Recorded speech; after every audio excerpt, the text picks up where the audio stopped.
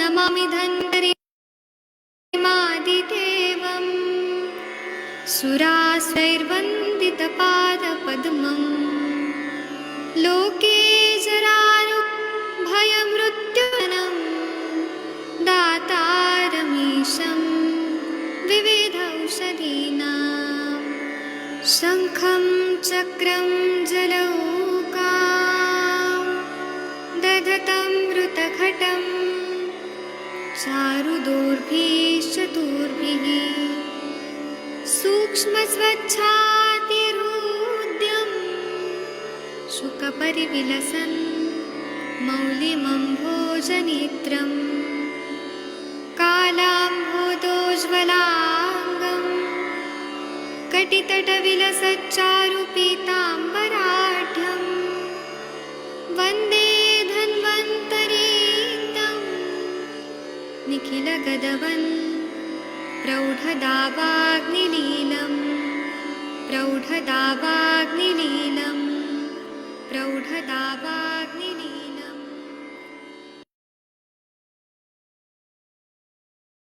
प्रणाम सभी लोगों को। मैं वैद्य अरविंद पाठक आप सभी लोगों का स्वागत करता हूँ। सभी लोगों को कोटि कोटि प्रणाम करता हूँ। आइए आज हम लोग अष्टांग हृदय में पढ़ेंगे। सबके सब भारत के सर्वश्रेष्ठ चिकित्सक लोग हैं, सभी को मैं प्रणाम करता हूँ। अभी हम लोग ना 12 नंबर का जो श्लोक है,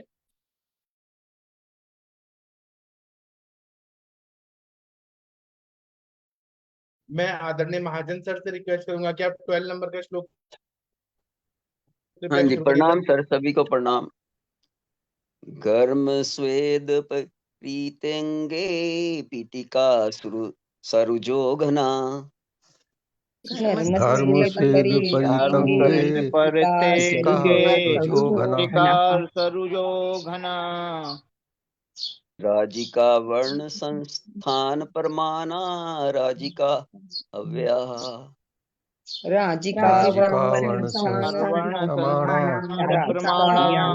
राजिका है या।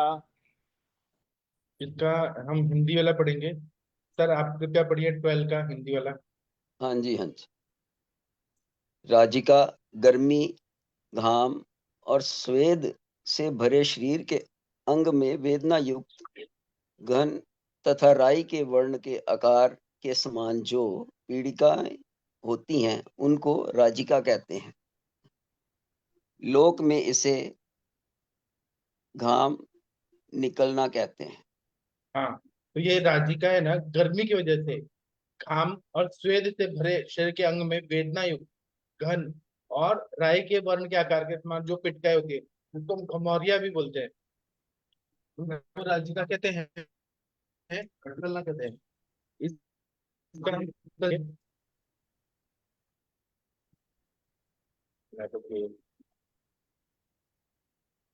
हाँ प्लीज ये पढ़िए।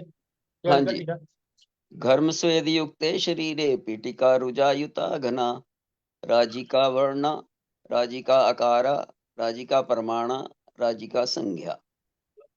हाँ, तो ये बोल रहे हैं घर्म स्वेद युक्त, मतलब गर्मी से और स्वेद से युक्त शरीर में पिटिका हो जाती है जो वेदना वाली होती है, रुजा युक्त होती है और सरसों के बीज की जैसी होती है कलर की। राजिका कारा, उसको राजिका बोलते हैं। और राजिका कारा होता है, राजिका के प्रमाण जैसे होता है, उसको राजिका संज्ञा भी मिलता है। चलिए बहुत अच्छा पढ़े सर आपने। 13 नंबर का श्लोक है, सविता मैडम जी कृपया पढ़ दीजिए। डॉक्टर सविता मैडम आप हैं? हाँ हाँ, प्रणाम सर। जी आप पढ़िए प्लीज। दोषई पित्तोल्बणई मंदई विसर्पति विसर्पवत।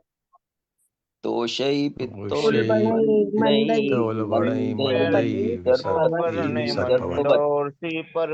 विसर्पवत्। चोफोपाकस्तनुस्ताम्रो ज्वरकृज्जालगर्दभः।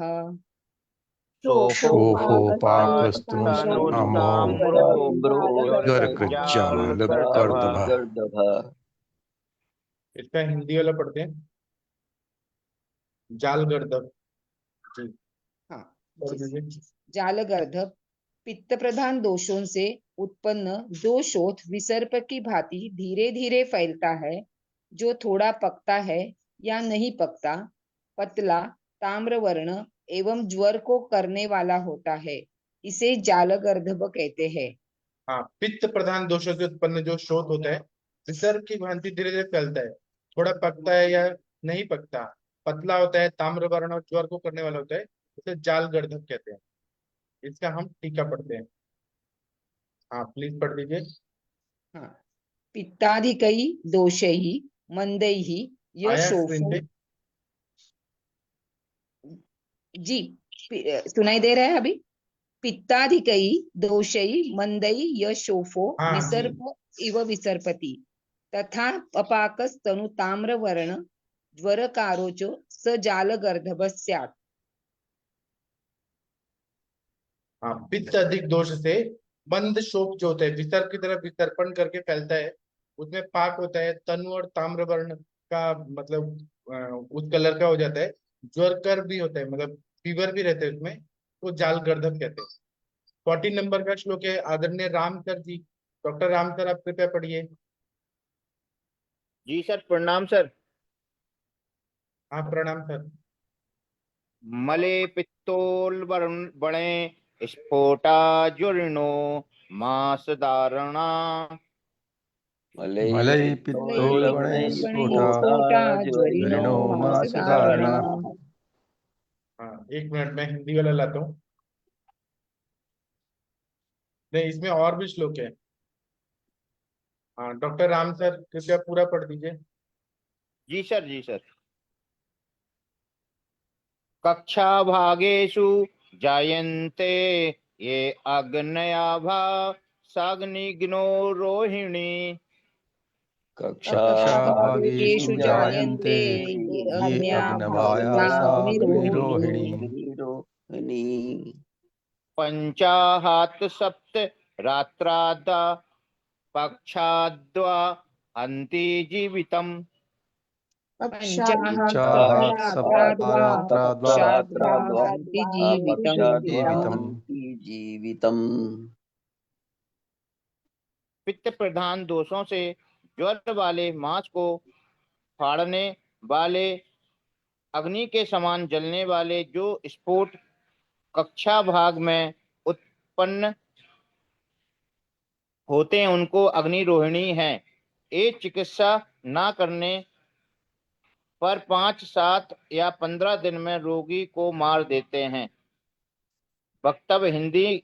इन दिनों की यह मर्यादा वात, पित्त और कफ की अधिकता से है।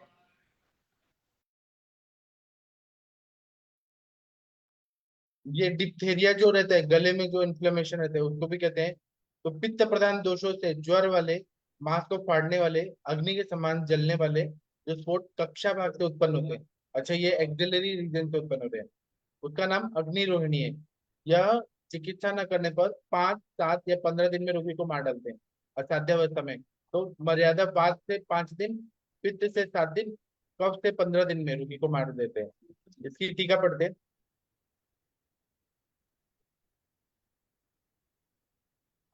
हाँ सर कृपया पढ़ दीजिए 15 की टीका। पित्त पित्तोल वर्णे मर ले ज्वर बतो मास धारणा स्फोटा कक्षा प्रदेशु ये अग्नि सदृशा जायन्ते साग्निरोहिणी इत्युचेत सप्त रात्रेण पक्षेण वा जीवन्ति हन्ति। पित्तोल बणे मलेर ज्वर बतो मास धारणा स्फोटा। पित्तोल बण से ज्वर वाला और मांस को धारण करने वाला स्फोट हो जाता है कक्षा प्रदेश में, जो अग्नि जैसा सदृश जैसा हो जाता है उसको अग्निरोहिणी कहते हैं। ये 5 दिन, 7 दिन या 15 दिन में, पक्षण मतलब 15 दिन में जीवित को नष्ट कर देता है। तो 5 दिन में बाद से, पित्त से 7 दिन में, और कफ के वजह से होगा तो 15 दिन में मृत्यु तक लेके जाएगा। इतना इन्फ्लेमेशन, इन्फेक्शन इतना ज्यादा बढ़ जाता है। चलिए डॉक्टर प्रदीप सर आप ये पढ़िए त्रिलिंगा वाला श्लोक। नमस्कार और सर। बाद वाला। जी सर प्रणाम सर। त्रिलिंगा पीठिका वृत्ता जत्रु ऊर्ध्वमीरिवेलिका। लिंगा पीठिका लिंगा पिटिका वृत्ता गिरिवेलिका। जत्रोर्ध्वमिरे वेलिका। इसकी टीका पढ़ते हैं। इरिवेलिका के लक्षण। हाँ प्लीज पढ़ दीजिए। इरिवेलिका तीनों दोषों के लक्षणों वाली गोल जत्रु से ऊपर के भाग की पीठिका को इरिवेलिका कहते हैं। जत्रु से ऊपर सिर में यह अर्थ श्री शिवदेव सेन जी ने किया है। इसकी टीका पढ़ते हैं। हाँ ये पढ़ दीजिए। आया नहीं सर। हाँ। त्रिलिंगा के नीचे। त्रिदोष लक्षणा पीठिका वर्तुला जत्रुण ऊर्ध्व मिरीवेलिकाख्या। हाँ, तीनों दोषों से लक्षण वाली पिटिका जो होती है, वर्तुल मतलब गोल होगी और जत्रु भाग में होगी, जत्रु के ऊर्ध्व में होगी, उसको इरिवेलिका कहते हैं। 16 नंबर का जो श्लोक है, ये कृपया वर्षा मैडम या मनीषा मैडम कोई पढ़ दीजिए। 16 नंबर का श्लोक, या वीना मैडम आप पढ़ दीजिए। हाँ पढ़िए पढ़िए। विदारी कंद कठिना विदारी कक्ष वंशने विदारी कठिना विदारी हरि कक्ष बंगले। हाँ ये पढ़ दीजिए 16 का हिंदी। विदारी कंद के समान कठिन कक्षा और वंशण में विदारिका होती है। वक्तव्य यह बात कफ जन्य है, यथा ज्वरान्विता वंशण कक्षजाल या वर्तिर्निरति कठिनायता च विदारिका कफ मारुताभ्याम। हाँ विदारी कंद के समान कठिन कक्ष और वंशण में विदारिका होती है। एक बात कफजन्य है, उसमें ज्वर वाले रहते हैं, वंशण कक्षा में बढ़ती रहते हैं, कठिन आयत वाली रहती है, तो विदारिता कहते हैं, जो कफ और वायु की वजह से होती है। अब इसके बाद वाला जो श्लोक है 17 नंबर का श्लोक है, बीना मैडम आप पढ़ेंगी प्लीज। 17 वाला बड़ा श्लोक। हाँ जी मैम। मेदो अनिल कफैर्गन्धी ग्रंथिः स्नायुमांस शिराश्रयैः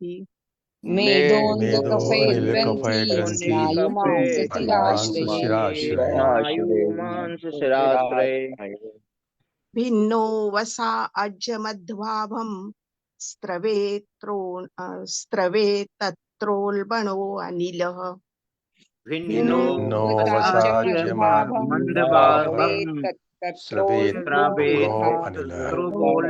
अनिला मांसं विशोष ग्रथितां शर्कराम् उपपादयेत् मांसं विशोषस्य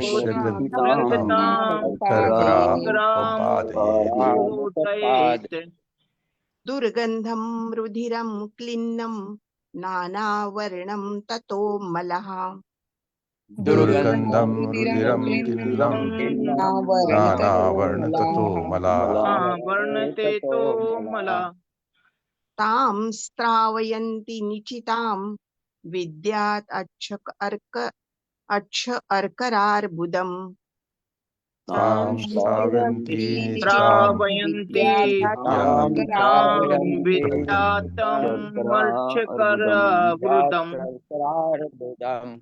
इसका हिंदी पढ़ती हूँ। हाँ एक मिनट रुकिए, मैं लेके आता हूँ। हाँ ये पढ़िए।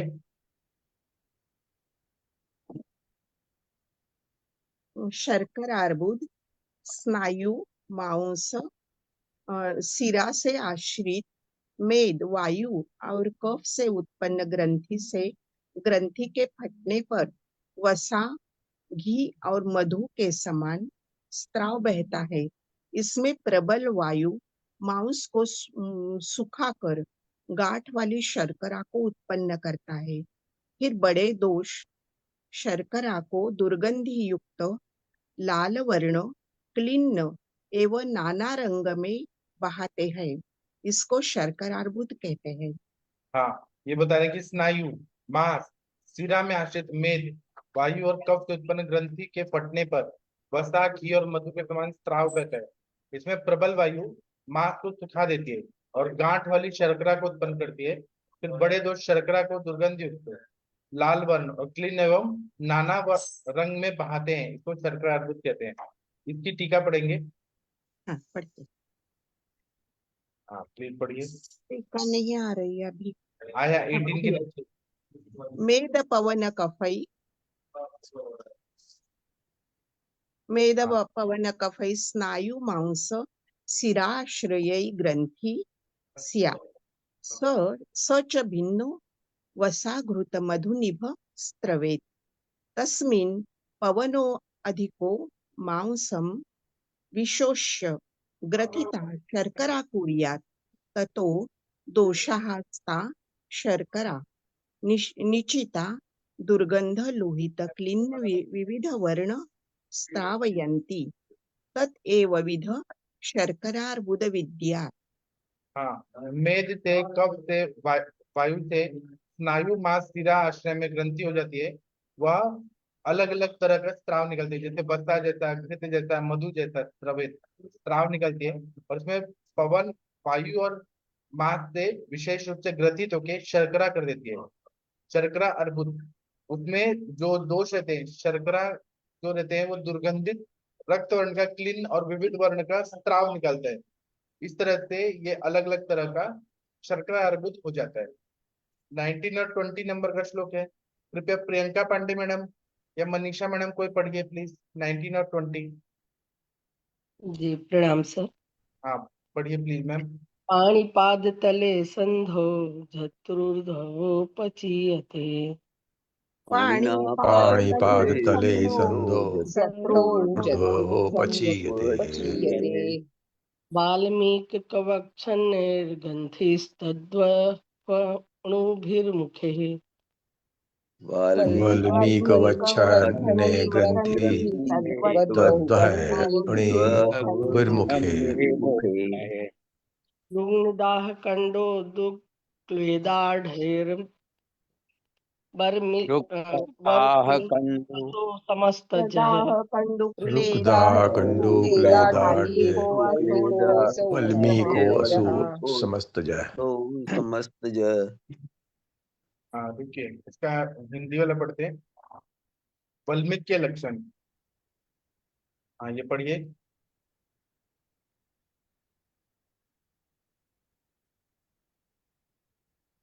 वाल्मीकि हथेली पैर के तलवे संधि या जत्रु के ऊपर ग्रंथि वाल्मीकि की भांति धीरे धीरे बढ़ती है। यह ग्रंथि वाल्मीकि की भांति बहुत से छोटे मुखों से भरी वेदना, दाह, कंडू और क्लेद से युक्त वाल्मीकि है। यह त्रिदोष जन्य है। हाँ हाथ में, पैर के तलवे में, संधि में, जत्रु के ऊपर ग्रंथि होती है। वाल्मीकि की भांति धीरे धीरे बढ़ती है। यह ग्रंथि वाल्मीकि की भांति बहुत से छोटे मुख से भरी रहती है। वेदना और दाह, कंडू और क्लेद से युक्त रहती है। इसको वाल्मीकि कहते हैं। चींटियों का घर होता है ना, आप लोगों ने देखा होगा, मिट्टी का घर होता है जहाँ सांप भी रहते हैं। वैसे ही वाल्मीकि हो जाती है, त्रिदोष जन्य होती है। चलिए इसका आगे का 21 वाला पढ़ेंगे। आदरणीय हरिहर सर आप क्या पढ़ेंगे? संस्कृत का टीका है सर। अच्छा सॉरी, हाँ संस्कृत वाला पढ़ दीजिए जी 19 नंबर का। पाणी तले पाद तले संधो जतुर्ध्वा ग्रंथिर्वर्मिक इव शनैरूपचीयते तद्वत् वाल्मीकिवत् बहुनी च तान्योनि च तैर्भूरि सूक्ष्मवेदन रूपलक्षितो रुग्णदाह कंडू क्लेद बहुलो वाल्मीका ख्यो असौ त्रिदोषज। हाँ पानी तले, पैर के तल में, नहीं सॉरी हाथ के तल में और पैर के तल में, संधि में, जत्रुर्ध्व में कहीं पर भी ग्रंथि हो जाती है। वाल्मीकि जैसे धीरे धीरे ऊपर बढ़ती है उसको हम वाल्मीकि वक्त कहते हैं। बहुत बार होती है या छोटी तनु तनु होती है और सूक्ष्म मुख वाली होती है। सूक्ष्म बदने रूप लक्षित सूक्ष्म मुख वाली होती है और उसमें वेदना होती है, दाह होता है, कंडू होता है, क्लेद बहुल होती है और इसको वाल्मीकि कहते हैं। ये त्रिदोषज होती है। आदरणीय हरिहर सर 21 नंबर का श्लोक पढ़ दीजिए। जी सर। Sir please. शर्करोन्मथिते पादे क्षते वा कंटकादिभिः शर्करो मंथिते पादे क्षते वा कंटकादिभिः ग्रन्थिः किल वदुष्णो जायते कदरतु तत् ग्रन्थिवदुत्सनो जायते कदरतु तत्। इसका हम हिंदी वाला पढ़ते हैं। सर पढ़िए।